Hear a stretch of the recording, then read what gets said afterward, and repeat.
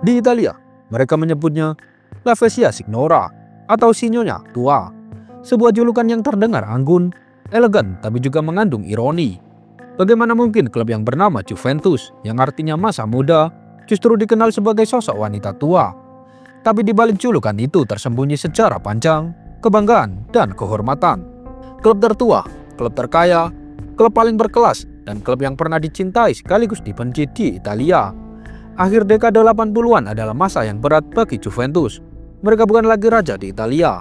Bintang-bintang besar pergi satu persatu, dan kejayaan lama terasa makin jauh, hanya tersisa bayangan sejarah. Tapi di Turin, mereka percaya satu hal. Yang jatuh akan bangkit, yang terluka akan pulih. Dan Juventus bukan klub yang mudah menyerah.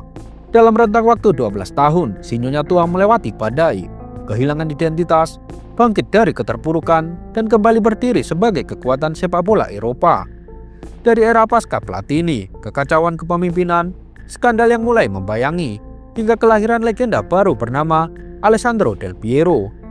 Inilah kisah penuh drama, kisah tentang kehancuran, pengkhianatan, air mata, dan kejayaan yang diperebutkan kembali. Selamat datang di cerita jatuh bangunnya Juventus, Sinyonya Tua dari Turin. Juventus adalah juara Eropa ketika manajer Italia Giovanni Trapattoni mengambil alih kursi kepelatihan pada Juli 1976. Bianconeri terus meraih hampir semua gelar yang tersedia selama 10 tahun Trapattoni di Turin. 6 kali juara Liga Italia, 2 kali juara Coppa Italia, dan menjadi klub pertama di Eropa yang memenangkan semua kompetisi UEFA yang berbeda.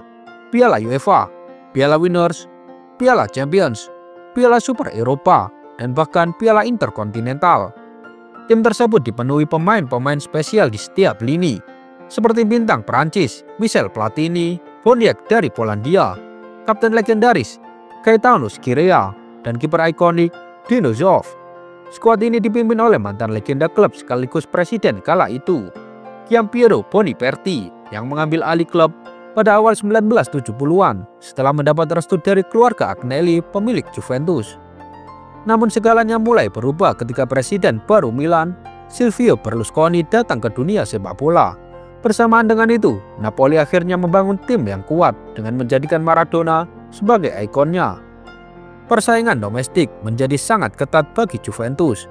Ketegangan makin memuncak setelah Trapattoni pergi di akhir musim 1985-1986 untuk melatih Inter Milan, yang saat itu sedang dalam proyek pembangunan besar. Disitulah Juventus mulai memasuki era panjang yang kelam, terutama dalam perburuan Scudetto. Di musim 1986-1987, Juventus menunjuk manajer Rino Marchesi untuk menggantikan Trapattoni. Dengan skuad yang sebagian besar masih sama, Juventus yang berstatus juara bertahan gagal mempertahankan gelar setelah kalah di kandang dan tandang dari Napoli, klub yang akhirnya mengangkat Scudetto pertama mereka dalam sejarah. Berkat penampilan luar biasa Diego Armando Maradona sepanjang musim, Juve pun mengakhiri musim tanpa satupun gelar untuk pertama kalinya dalam 7 tahun terakhir. Dan setelah pertandingan melawan Sampdoria pada bulan Mei, Michel Platini yang mulai kehilangan kecepatan dan kekuatan di kakinya, seperti yang ia akui dalam sebuah wawancara, memutuskan pensiun di akhir musim di usia yang masih 32 tahun. Juventus pun berusaha cepat mencari pengganti dan mendatangkan striker asal Wales, Ian Rush. Sebelumnya ia mencetak 40 gol untuk Liverpool di musim 1986 dan dianggap sebagai mesin gol yang tajam. Namun kenyataannya di Italia berbeda. Ian Rush mengalami masa-masa sulit sejak awal karena cedera dan kendala bahasa yang mempersulit interaksi dengan rekan setim dan media.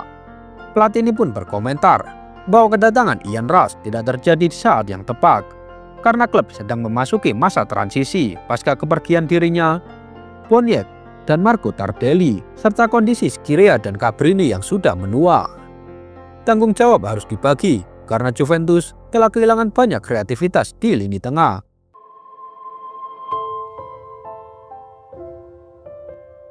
Tim kehilangan semangat juangnya. Ian Rush hanya mencetak 7 gol di Serie A dan Juventus finish di posisi ke-6. Catatan terburuk mereka dalam 30 tahun terakhir. Ia pun kembali ke Liverpool setelah hanya 1 musim. Kapten Scirea juga pensiun, namun tak lama kemudian kembali ke Juventus sebagai asisten pelatih untuk pelatih baru Dino Zoff yang memulai musim pertamanya di kursi pelatih. Namun Juventus tidak tampil sebagai penantang gelar dengan cara apapun. Persaingan lokal kian mengerikan. Inter dipimpin Trapattoni, Milan oleh Arrigo Sacchi, dan Napoli masih bertumbuh pada magis Maradona. Meskipun Juventus mendatangkan Rui Barros dari Portugal dan legenda Inter Alessandro Altobelli, mereka hanya mengakhiri musim di posisi keempat dan tersingkir dari Piala UEFA oleh Napoli. Saat itu Piala UEFA benar-benar kompetisi yang penuh dengan klub-klub besar Eropa. Tidak seperti sekarang. Awal musim berikutnya dimulai dengan sangat buruk. Dengan hengkangnya Antonio Cabrini, Juventus kehilangan pilar-pilar utama. Namun mereka diperkuat oleh talenta muda seperti Salvatore Schillaci dan Pierluigi Casiraghi. Mereka mendapat kritik sejak awal musim, dan dengan pergantian presiden klub dari Giampiero Boniperti ke Vittorio Giussano, Juventus mulai menunjukkan sinyal kebangkitan. Pada bulan Maret, mereka mengalahkan juara bertahan AC Milan dengan skor 3-0.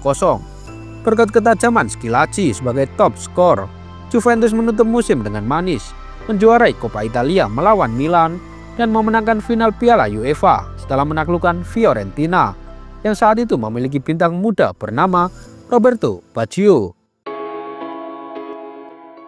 Mereka hanya finish di posisi keempat lagi di Liga. Juventus meraih 2 trofi berharga. Mereka perlahan kembali ke habitat alami mereka sebagai klub juara. Namun sebelum final Eropa, manajemen sudah memutuskan untuk berpisah dengan Dino Zoff yang kemudian menerima tawaran dari Lazio. Manajemen ingin memulai revolusi baru. Langkah pertama mereka membajak Roberto Baggio dari Fiorentina. Transfer ini jadi yang termahal di dunia saat itu, hampir 13 juta euro. Meski Baggio tak ingin meninggalkan Fiorentina, keputusan klub sudah bulat. Protes besar-besaran pun meletus di jalanan Florence ketika Baggio diperkenalkan secara resmi pasca Piala Dunia. Ia menolak mengenakan sjal Juventus di depan para fotografer. Gerakan kecil itu mungkin sepele, tapi tifosi Bianconeri tidak melupakannya. Di lapangan, Baggio menunjukkan kualitasnya. Ia menjadi pengganti ideal Michel Platini. Meski tampil cemerlang di musim perdananya, Juventus justru mengalami musim yang buruk secara kolektif. Sebagai bagian dari revolusi, manajemen menunjuk pelatih muda Luigi Manfredi yang sebelumnya membawa Bologna tampil impresif. Namun sejak laga pertama di Supercoppa Italia, tanda-tanda bencana sudah muncul. Napoli menghajar Juventus 5-1. Manfredi memberi keleluasaan lebih pada pemain penyerang, tapi lini belakang jadi kacau. Tekanan semakin meningkat menjelang duel panas melawan Fiorentina. Dalam pertandingan penuh emosi itu, Juventus mendapatkan penalti, tapi Baggio menolak mengeksekusinya. Penalti akhirnya gagal. Baggio diganti di akhir pertandingan, disambut siulan dan lemparan sjal dari fans Fiorentina. Dan secara mengejutkan, Baggio mengambil sjal tersebut dan mengangkatnya, sebuah aksi yang membuat tifosi Juventus makin kecewa. Meskipun mencetak 27 gol di semua kompetisi, Baggio tidak mampu menyelamatkan Juventus dari krisis. Mereka finish di peringkat ke-7 Serie A dan untuk pertama kalinya dalam 27 tahun, Juventus gagal lolos ke kompetisi Eropa. Sebagai akibat dari situasi tersebut, Gianni Agnelli turun tangan dalam urusan klub untuk pertama kalinya dalam beberapa tahun. Ia meminta agar klub mengambil arah baru, sebuah arah yang bertujuan menyatukan kembali para teman lama. Maka, Bianconeri membawa kembali Giovanni Trapattoni dan mantan presiden Giampiero Boniperti sebagai CEO untuk bekerja bersama Vittorio Giussano sebagai presiden klub. Trapattoni kembali setelah sukses besar bersama tim nasional Italia dan langsung memasuki bursa transfer dengan tuntutan khusus yang mendatangkan Jurgen Kohler, bek tangguh Jerman yang berhasil menjinakkan serangan mengancam dari pemain terbaik dunia di Piala Dunia sebelumnya. Juve juga merekrut Angelo Peruzzi dari AS Roma yang kemudian sukses menggantikan peran kapten Stefano Tacconi di tengah musim, serta Antonio Conte dari Lecce. Tim menunjukkan peningkatan signifikan musim itu. Roberto Baggio kembali menjadi pencetak gol terbanyak tim, namun ia dimainkan sebagai striker sepanjang musim. Keputusan yang membingungkan dan cukup kontroversial dari Trapattoni. Meski begitu, Juventus finish di posisi kedua karena AC Milan masih menjadi kekuatan dominan di bawah asuhan Fabio Capello. Milan melewati musim tanpa terkalahkan dan memenangkan Liga. Trapattoni kemudian meminta bala bantuan besar di bursa transfer musim panas. Juventus kembali memecahkan rekor transfer dengan mendatangkan Gianluca Vialli dari Sampdoria seharga 17 juta euro untuk membantu Baggio di lini depan. Juve juga menambahkan gelandang Jerman Andreas Möller dan penyerang Fabrizio Ravanelli ke dalam skuad. Kini persaingan tak hanya antara Turin dan Milan, tapi juga meluas hingga ke Parma yang mulai menjelma menjadi tim kuat. Karena itu, Bianconeri mengalihkan fokus ke Piala UEFA. Mereka melaju ke final setelah menyingkirkan Paris Saint-Germain dalam semifinal yang menegangkan. Di final, mereka dengan mudah menaklukkan Borussia Dortmund dari Jerman dengan agregat 6-1 dalam dua leg yang menghibur. Namun tujuan utama Bianconeri tetaplah Scudetto. Tanda-tanda positif mulai terlihat di musim panas, terutama setelah kepergian nama-nama besar seperti Frank Rijkaard dan Ruud Gullit dari Milan, serta cedera berulang Marco van Basten. Juventus kembali memperkuat skuad dengan mendatangkan bek kiri muda berbakat Andrea Fortunato, serta dua pemain dari Padova di Serie B, Angelo Di Livio di lini tengah, dan seorang remaja berusia 19 tahun yang belum dikenal publik, Alessandro Del Piero. Bianconeri memulai musim dengan baik, namun mereka dikejutkan oleh cedera Gianluca Vialli yang membuat striker Italia itu absen sepanjang musim. Roberto Baggio kembali menjadi pemimpin tim lewat gol-golnya, dan pada akhir tahun ia meraih Ballon d'Or yang bergengsi pada 1993. Manajer Trapattoni mulai memberikan kesempatan bermain kepada Del Piero, terutama setelah cederanya Vialli. Del Piero mencetak gol pertamanya dalam pertandingan keduanya melawan Reggiana dan mencetak hat-trick pertamanya dalam karir profesional pada Maret 1994. Itu adalah pencapaian luar biasa untuk pemain berusia 19 tahun.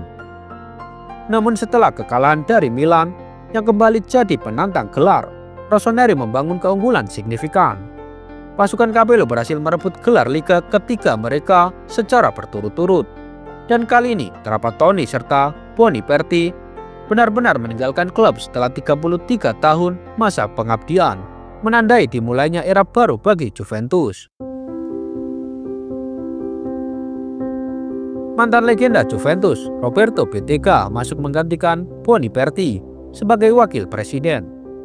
Ia lalu membawa Luciano Mocchi sebagai manajer umum dan Antonio Giraudo sebagai CEO. Keputusan manajerial pertama mereka adalah menunjuk pelatih Italia, Marcello Lippi. Marcello Lippi sebelumnya sukses bersama Napoli, di mana ia mampu mengangkat tim yang sedang krisis finansial pasca kepergian Maradona. Bettega menyerahkan tanggung jawab besar kepada Lippi untuk mengakhiri puasa gelar Liga Italia selama 9 tahun. Namun Umberto Agnelli, presiden kehormatan klub, meragukan hal itu. Di bawah manajemen baru, masalah Stadion Delle Alpi mulai mencuat. Stadion itu dianggap sebagai penderitaan Juventus dan Torino sejak keduanya mulai menggunakannya pasca Piala Dunia 1990. Permasalahan utamanya adalah pandangan buruk dari tribun karena adanya lintasan atletik yang memisahkan lapangan dengan penonton. Hal ini mengurangi atmosfer pertandingan secara signifikan. Masalah lainnya adalah biaya operasional yang sangat tinggi. Manajemen Juventus menyadari bahwa total biaya yang mereka keluarkan selama 5 tahun di stadion itu bisa saja dialokasikan untuk membangun stadion baru yang lebih kecil dan efisien. Namun terlepas dari semua beban tersebut, Juventus memperkuat skuad dengan mendatangkan Paulo Sousa dari Portugal dan Didier Deschamps dari Prancis. Musim baru pun membawa perubahan besar dalam aturan sepak bola Italia. Mulai musim itu, tim yang meraih kemenangan akan diberi 3 poin, bukan 2 poin seperti yang dulu. Marcello Lippi mencoba menerapkan formasi yang aneh untuk Serie A saat itu, formasi 4-3-3, demi mengakomodasi 4 penyerang hebat, Roberto Baggio, Vialli, Ravanelli, dan Del Piero dari bangku cadangan. Ada banyak instruksi defensif kepada Trisula depan agar menutup ruang tengah dan sisi lapangan. Meskipun ada kekecewaan besar di Piala Dunia 1994, di mana Roberto Baggio gagal mengeksekusi penalti penting melawan Brazil. Tetapi Baggio kembali ke Juventus dengan semangat baru dan performa terbaik setelah mencetak tendangan bebas indah pada bulan November. Tetapi setelah itu, Baggio mengalami cedera lutut parah dan harus menepi. Pada laga berikutnya melawan Fiorentina di Delle Alpi, Juventus tertinggal 2 gol di babak pertama. Namun 15 menjelang akhir laga, Bianconeri melakukan comeback bersejarah. Vialli dan Del Piero tampil luar biasa dan membuat para tifosi untuk sesaat melupakan absennya Roberto Baggio. Juventus terus melaju dan merebut posisi puncak klasemen pada bulan Januari. Namun situasi kontrak Baggio menjadi rumit. Kontraknya akan habis di akhir musim dan pada bulan Desember, Wakil Presiden BTK menyatakan bahwa Juventus tidak berniat memperpanjang kontraknya. Meski begitu, Bianconeri mempertahankan performa mereka di Liga hingga Baggio kembali dari cedera pada bulan Maret. Ia membantu Juventus menuju garis finish dan setelah 9 tahun, Juventus akhirnya kembali meraih Scudetto setelah mengalahkan Parma, penantang gelar utama musim itu dengan skor 4-0. Juventus kemudian kembali berhadapan dengan Parma di final Piala UEFA, namun kalah meskipun sebelumnya menjuarai Coppa Italia. Rumor mengenai masa depan Baggio semakin menguat selama jeda musim panas. Tak menunggu lama, manajemen Juventus menyetujui transfer Baggio ke AC Milan seharga 9 juta euro. Para penggemar sangat kecewa dengan keputusan ini. Mereka ragu bahwa seorang pemain muda berusia 20 tahun bisa menggantikan salah satu pemain terbaik dunia. Namun manajemen memiliki pandangan lain dan mereka cukup yakin dengan keputusan besar itu. Juventus akhirnya lolos ke Liga Champions setelah 9 tahun yang panjang. Dan Alessandro Del Piero tampil sangat baik di babak penyisihan grup dengan mencetak 5 gol.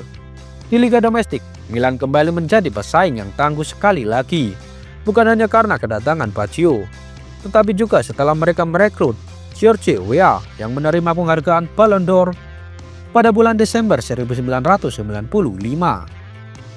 Juventus gagal memenangkan pertandingan head-to-head mereka melawan Rossoneri yang akhirnya memenangkan gelar Liga keempat mereka dalam 5 tahun terakhir.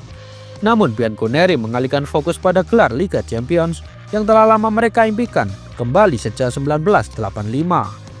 Kemenangan spesial pada tahun tersebut tidak dikenang dengan baik karena bencana yang terjadi sebelum final yang mencegah segala bentuk perayaan gelar. Hooliganisme kembali terjadi dan pemandangan pada saat itu menjadi salah satu yang paling buruk yang pernah terlihat dalam sejarah sepak bola. Inilah mengapa Bianconeri ingin menang dan merayakannya kali ini dengan damai dan penuh makna. Setelah lolos ke babak kedua, mereka menghadapi Real Madrid yang sedang berjuang di tengah masa transisi. Bianconeri berhasil bangkit setelah kalah di leg pertama berkat tendangan bebas Del Piero. Mereka kemudian meraih kemenangan melawan juara Prancis Nantes dan lolos ke final untuk menghadapi pemegang gelar Ajax Amsterdam yang dipimpin oleh Van Gaal. Dalam pertandingan yang diadakan di Stadion Olimpiade Roma, kedua tim memasuki final dengan taktik yang berbeda. Marcelo Lippi tetap dengan formasi 4-3-1-2 yang terbukti efektif sepanjang musim. Sementara Louis van Gaal menggunakan formasi khas Belanda 3-4-3. Setelah Ravanelli mencetak gol dari sudut yang mustahil, pencetak gol terbanyak turnamen, Jari Littmanen berhasil menyamakan kedudukan. Setelah beberapa peluang dari kedua tim, adu penalti akhirnya menentukan nasib gelar.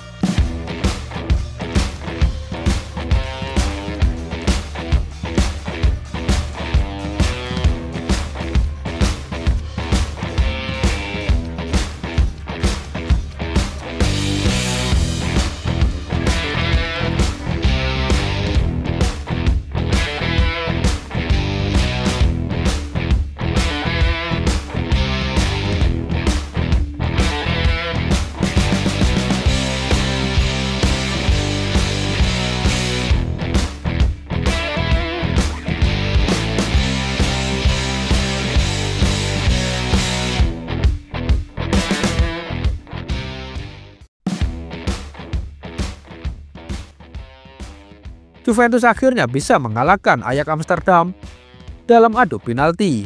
Mereka merayakan kemenangan sebagai juara Eropa yang menurut mereka sudah sangat terlambat.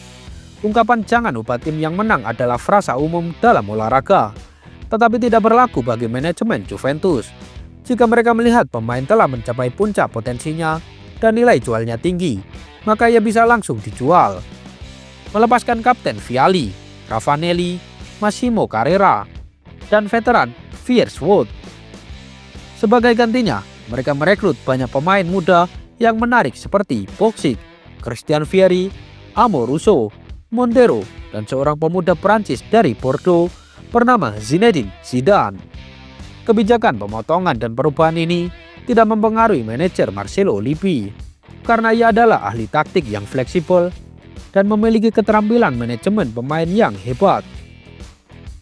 Namun satu pemain mengalami kesulitan di awal, Zinedine Zidane. Meskipun transfernya tergolong murah, para penggemar ragu karena Zidane kesulitan bermain dalam skema lini tengah 3 orang dan mendapatkan banyak instruksi defensif dari manajer, sehingga sulit mengekspresikan dirinya. Namun setelah Conte cedera di tengah musim, Deschamps menjadi satu-satunya gelandang bertahan dan Zinedine Zidane didorong ke ujung perlihan 4 pemain. Ia pun menjadi bagian integral dari tim setelah mencetak gol penentu kemenangan melawan Inter Milan pada bulan Oktober. Juventus mulai mendorong untuk meraih gelar baru. Mereka merebut posisi puncak liga pada bulan Desember dan kemudian berangkat ke Tokyo untuk mengikuti Piala Interkontinental, di mana mereka menang melawan River Plate berkat gol kemenangan Del Piero. Mereka juga memenangkan Piala Super UEFA setelah menghancurkan Paris Saint-Germain. Di babak penyisihan grup Liga Champions, mereka menang kandang dan tandang melawan Manchester United dan lolos ke babak kedua, meskipun Boxic dan Del Piero absen karena cedera pada bulan Maret. Bianconeri tidak tergoyahkan. Mereka mengandalkan Bobo Vieri dan Amoruso di lini serang dan pergi ke San Siro untuk menghadapi AC Milan dalam laga penting untuk perebutan Scudetto. Setelah kemenangan bersejarah itu, Juventus menghadapi Ajax Amsterdam sekali lagi, kali ini di semifinal. Setelah menang tandang dengan skor 2-1, Juventus kembali ke Delle Alpi dan Zidane memainkan pertandingan terbaiknya sejak bergabung dengan tim. Ia memberikan 2 assist dan mencetak 1 gol untuk memastikan Juve lolos ke final Liga Champions untuk kedua kalinya secara berturut-turut.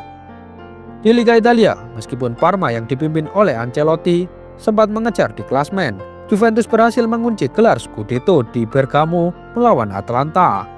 5 hari kemudian mereka menuju final Liga Champions untuk menghadapi Borussia Dortmund. Sayangnya kekalahan di final bukanlah hal baru bagi Juve. 5 pemain Dortmund yang sebelumnya bermain untuk Juve, Paulo Sousa, Andreas Möller, Jurgen Kohler, Stefan Reuter, dan Julio Cesar yang absen karena cedera menghadapi mantan tim mereka. Meskipun Del Piero baru pulih dan hanya memulai dari bangku cadangan, Juventus tetap difavoritkan. Namun Dortmund ingin menciptakan sejarah mereka sendiri di Munich dan Juventus kembali gagal di final. Kekalahan ini membuat manajemen bertindak cepat. Luciano Moggi melepaskan Djukovic, Boxic, dan Vieri yang sempat bertengkar dengan Lippi pada akhir musim. Sebagai gantinya, muncul penyerang muda terbaik di Liga dan mencetak gol terbanyak musim lalu, Filippo Inzaghi, pada usia 23 tahun. Inzaghi membentuk duet berbahaya dengan Del Piero, sementara Zidane memainkan peran sebagai playmaker. Juventus kini memiliki trisula yang sangat ditakuti. Namun Presiden Inter Milan, Massimo Moratti, merekrut Ronaldo Nazario dengan biaya rekor dunia untuk memperkuat Inter Milan yang menjadi pesaing utama musim lalu. Sejak awal musim, persaingan ketat antara Bianconeri dan Nerazzurri berlangsung sengit. Meskipun Juve kalah di Giuseppe Meazza, mereka menjadi juara paruh musim berkat gol-gol dari duet Inzaghi dan Del Piero. Setelah Deschamps cedera pada akhir November, Juventus mendatangkan Edgar Davids dari Milan pada bursa transfer Januari. Davids tampil luar biasa di lini tengah dan memberikan energi yang sangat dibutuhkan tim. Kali ini Juventus kesulitan di babak penyisihan grup Liga Champions yang kembali mempertemukan mereka dengan Manchester United. Namun mereka berhasil lolos ke babak kedua sebagai runner-up terbaik dari semua grup. hanya unggul selisih gol. Tapi di babak sistem kukur, Juventus berubah menjadi tim yang sangat berbahaya. Tidak berlebihan jika saat itu Del Piero dianggap sebagai pemain terbaik dunia.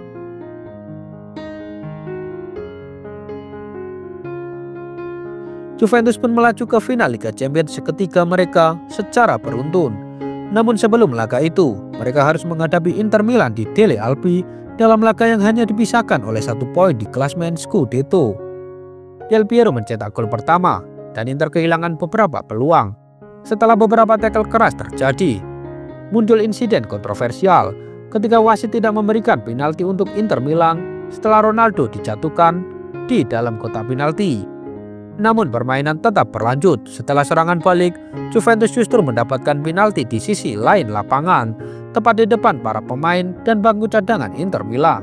Del Piero gagal mengeksekusi tendangan penalti, tetapi Inter tetap gagal menyamakan kedudukan dan kalah dalam pertandingan tersebut. Juventus akhirnya merebut Scudetto 2 minggu kemudian saat menghadapi Bologna berkat gol dari Inzaghi. Mereka kemudian melaju ke final Liga Champions untuk menghadapi Real Madrid yang berambisi mengangkat trofi yang telah lepas dari genggaman mereka sejak 1966. Namun duet andalan Juventus gagal memberikan dampak dalam pertandingan final. Juventus tampak kehilangan aspek fisik dalam serangan yang sebelumnya dimiliki oleh pemain-pemain seperti Boksic dan Vieri. Lalu terjadi lagi insiden kontroversial. Kali ini Juventus menjadi korban ketika Predrag Mijatovic mencetak gol dari posisi yang tampak offside. Terlepas dari kontroversi itu, kenyataannya Real Madrid unggul 1 gol dan tampil dengan beberapa peluang berbahaya lainnya. Peluit akhir berbunyi dan mengkonfirmasi kekalahan Juventus di final Liga Champions. Luciano Moggi dan manajemen tidak banyak bergerak di bursa transfer dan tidak melakukan banyak perubahan dalam skuad, karena mereka percaya bahwa tim ini masih kuat dan menjadi favorit di semua kompetisi. Namun dilaporkan bahwa Marcelo Lippi yang kontraknya akan habis di akhir musim berniat hengkang di musim panas karena permintaannya untuk mendatangkan 5 pemain baru tidak dikabulkan oleh Moggi. Moggi meminta Lippi untuk menghormati kontraknya dan bertahan selama 1 musim lagi. Namun Lippi merasa bahwa skuad ini telah kehilangan motivasi setelah beberapa tahun bersaing di semua lini. Tanda-tanda itu mulai terlihat dalam ujian pertama musim ini saat Juventus kalah dari Lazio dengan skor 2-1 di ajang Supercoppa. Meski demikian, Bianconeri berhasil duduk di puncak klasemen Scudetto pada bulan November. Namun, kemudian datanglah pertandingan yang akan mengubah nasib Juventus dalam beberapa musim ke depan. 8 November 1998, Juventus menghadapi Udinese. Skor 2-1 untuk Juventus hingga menit-menit akhir saat Del Piero berusaha mengejar bola. Namun, hal yang ditakutkan benar-benar terjadi. Tak lama kemudian, Del Piero keluar karena cedera. Alarm mulai berbunyi ketika Udinese mencetak gol penyeimbang di menit akhir. Kabar dan laporan kemudian mengkonfirmasi bahwa Del Piero, bintang muda berusia 23 tahun itu, mengalami robek pada ligamen anterior dan posterior di lutut kirinya. Ia harus terbang ke Amerika Serikat untuk menjalani operasi dan akan absen hingga musim panas. Tanpa Del Piero, Juventus kesulitan. Mereka gagal menang dalam 6 pertandingan liga berturut-turut dan tidak mencetak gol selama 511 menit, yang hampir mengakhiri peluang mereka dalam perebutan Scudetto. Ada sedikit kabar baik. Juventus hampir lolos ke babak sistem kukur Liga Champions dan Zinedine Zidane berhasil meraih Ballon d'Or yang bergengsi, terutama berkat kontribusinya di Piala Dunia 1998. Namun, secara keseluruhan, musim itu sangat mengecewakan. Ketegangan antara Lippi dan manajemen semakin meningkat, terutama ketika media melaporkan bahwa sang pelatih telah menerima tawaran untuk menangani Inter Milan musim depan. Ketegangan memuncak pada bulan Februari ketika Didier Deschamps mengakui bahwa ia bertengkar hebat di ruang ganti dengan Lippi. Setelah kekalahan melawan Parma di bulan yang sama, Lippi mengundurkan diri dan menutup babak panjang serta suksesnya bersama Bianconeri. Kemudian datang Carlo Ancelotti, manajer muda berbakat dari Parma, yang tidak disambut baik oleh para penggemar Juventus. Kelompok Ultras bahkan mengangkat spanduk bertuliskan "Seekor babi tidak bisa melatih" sebagai ejekan terhadap latar belakang Ancelotti, yang merupakan mantan pemain AC Milan. Sebelum kedatangan Ancelotti, Juventus mencoba menggantikan Del Piero di bursa transfer musim dingin dengan mendatangkan pemain muda Prancis berusia 21 tahun dari AS Monaco, Thierry Henry. Ada banyak alasan mengapa transfer ini gagal. Singkatnya, Ancelotti tidak menyadari potensi Henry sebagai penyerang tengah dan lebih sering memainkannya sebagai gelandang kiri dalam formasi 4-4-1-1 yang juga memberinya banyak tugas defensif. Ancelotti belakangan mengakui bahwa ia sangat menyesali keputusan tersebut, dan Thierry Henry sendiri mengatakan bahwa saat itu ia sempat kehilangan gairah bermain sepak bola. Moki kemudian mencoba menjadikan Thierry Henry bagian dari transfer untuk mendatangkan striker Udinese Amoroso. Namun pemain Perancis itu menolak kepindahan itu, dan akhirnya Juventus menerima tawaran dari Arsenal di musim panas. Meski dalam keadaan yang tidak ideal, Juventus berhasil mencapai semifinal Liga Champions dan menampilkan permainan yang cukup baik. Setelah Filippo Inzaghi mencetak 2 gol di leg kedua melawan Manchester United, Juventus hampir melaju ke final keempat mereka secara berturut-turut. Namun Manchester United berhasil bangkit dengan cepat dan menyingkirkan wakil Italia tersebut. Juventus menutup musim yang buruk di posisi ke-8. Peruzzi, Di Livio, semuanya hengkang saat tim menutup dekade yang penuh kesuksesan. Namun, ini justru menjadi awal dari serangkaian masalah baru bagi Bianconeri di awal dekade berikutnya setelah kutipan dan tuduhan dari pelatih AS Roma. Pada musim panas 1998, bibit-bibit kecurigaan mulai ditanam terhadap Juventus. Pelatih asal Ceko itu menuduh Juventus menggunakan obat peningkat performa dalam beberapa tahun terakhir.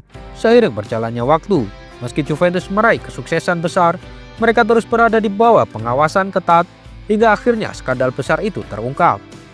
Sebuah skandal yang mengubah wajah sepak bola Italia selamanya, seperti halnya skandal Toto Nero di tahun 1980-an.